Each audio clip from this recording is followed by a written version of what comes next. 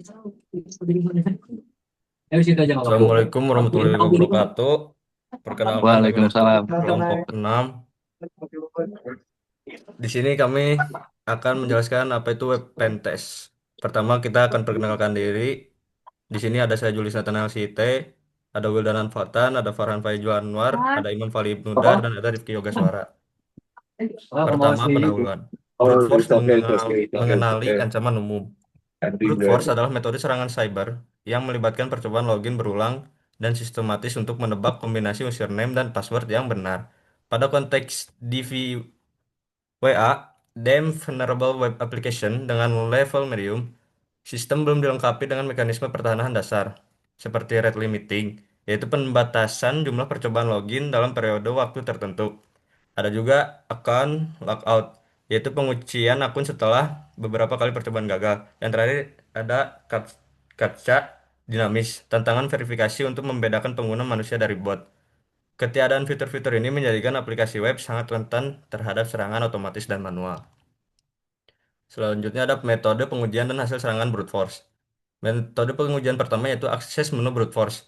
Menavigasi ke halaman brute force dalam lingkungan DVWA. Yang kedua ada percobaan login berulang, yaitu melakukan serangkaian upaya login dengan berbagai kombinasi username dan password.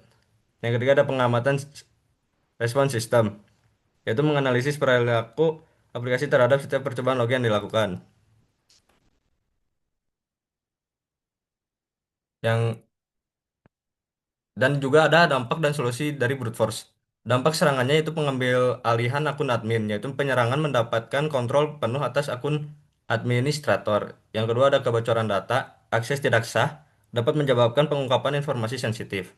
Yang ketiga ada sistem rentan. Aplikasi menjadi target empuk untuk serangan otomatis berskala besar. Dan ada juga rekomendasi perlindungannya, yaitu implementasi rate limiting, mekanisme account logout, dan captcha dinamis. Selanjutnya akan dilanjutkan oleh teman saya. Oke, yang pertama di sini ada SQL injection atau gerbang menuju basis data, yang dimana itu ada teknik serangan cyber yang memungkinkan penyerang untuk memanipulasi query database melalui input yang tidak tervalidasi oleh aplikasi web. Dan dalam lingkungan DVWA, ketiadaan pengguna prepare statement adalah kerentanan utama.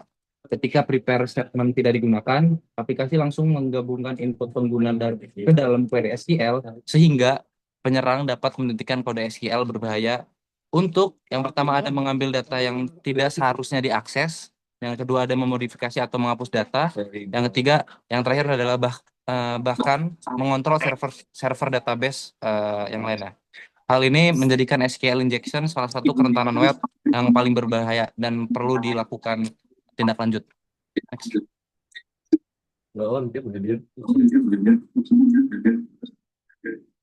Pertama di sini ada metode pengujian dan hasil eksperimen kami menggunakan SQL injection.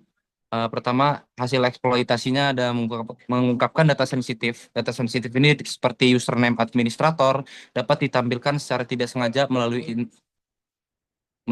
manipulasi query. Yang kedua ada modifikasi query backend. Query SQL di sisi backend dapat dimodifikasi sesuai dengan input yang disuntikan, memungkinkan penyerang untuk menjalankan perintah database yang tidak sah. Next. Selanjutnya mungkin akan dijelaskan oleh Imam Khalid Nundar. Di sini ada dampak dan pencegahan SQL injection. Yang pertama, kebocoran data pengguna, informasi pribadi dan sensitif. Pengguna dapat diakses dan dicuri oleh penyerang. Selanjutnya ada potensi kontrol database penuh. Dalam kasus terburuk, penyerang bisa mendapatkan kontrol penuh atas seluruh sistem database. Validasi dan sanitasi input. Pastikan semua input pengguna divalidasi dan dibersihkan sebelum digunakan dalam query.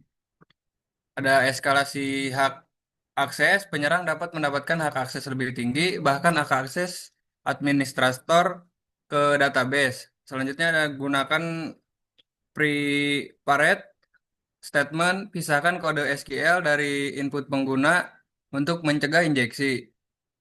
Yang terakhir ada batasi error message database. Jangan tampilkan pesan kesalahan database yang detail kepada pengguna.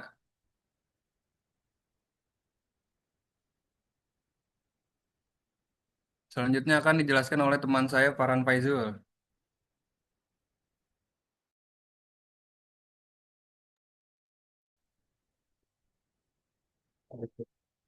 Selanjutnya ada blind SQL injection, serangan diam-diam, yaitu blind SQL injection adalah varian SQL injection di mana aplikasi web tidak langsung mengembalikan data database yang diekstrak.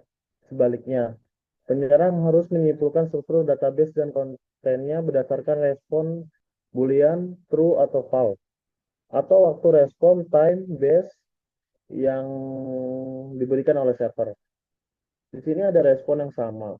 Contohnya adalah aplikasi menampilkan respon halaman yang seragam terlepas dari validitas query menyulitkan deteksi. Lalu ada juga info mempengaruhi query. Contohnya, meskipun tidak ada data langsung yang ditampilkan, input tetap mempengaruhi query database yang di backend. Lalu ada juga ekstraksi data bertahap. Data dapat diekstraksi secara perlahan, karakter demi karakter, melalui serangkaian query inferensi. Di sini juga ada rekomendasi pencegahannya. Prepare statement wajib untuk mencegah semua jenis SQL injection, batasi respon logika, hindari memberikan indikator yang jelas dalam responsi aplikasi. Gunakan Web Application Firewall WAA. WAA dapat mendeteksi dan memblokir upaya bisa di ke bawahin dikit. Oke. Oke, selanjutnya akan dilanjutkan oleh teman saya Itu yaitu Yoga. Yoga. Oke, di sini ada XSS Reflected, serangan berbasis refleksi. XSS atau cross-site scripting merupakan sebuah input pengguna yang menggunakan skip berbahaya, tidak divalidasi atau di-encoding melalui aplikasi atau web, lalu direfleksikan kembali melalui browser kepada korban. Tahapnya tuh pertama ada pencurian session. Penyerang dapat mencuri cookie sesi pengguna dan mengambil alih akun. Lalu ada serangan phishing. Halaman web yang sah dapat dimanipulasi untuk menampilkan konten phishing. Lalu ada manipulasi tampilan halaman. Penyerang dapat mengubah tampilan dan fungsi halaman serta menyesatkan pengguna. Selanjutnya ada rekomendasi perlindungan. Pertama ada output encoding berupa HTML entity. Ini mengkonversi karakter khusus menjadi entitas HTML sebelum direfleksikan. Lalu ada validasi input. Filter dan bersihkan semua input pengguna untuk menghapus script berbahaya. Dan terakhir ada content security police. Di sini bisa menerapkan kebijakan keamanan konten untuk membatasi sumber daya yang dapat dimuat oleh browser. Boleh next? Oke, mungkin karena sudah habis, saya kembalikan lagi kepada Saudara Julius. Baik, karena sudah selesai, kita tutup saja. Assalamualaikum warahmatullahi wabarakatuh. Waalaikumsalam warahmatullahi wabarakatuh. Waalaikumsalam warahmatullahi wabarakatuh. Waalaikumsalam warahmatullahi wabarakatuh.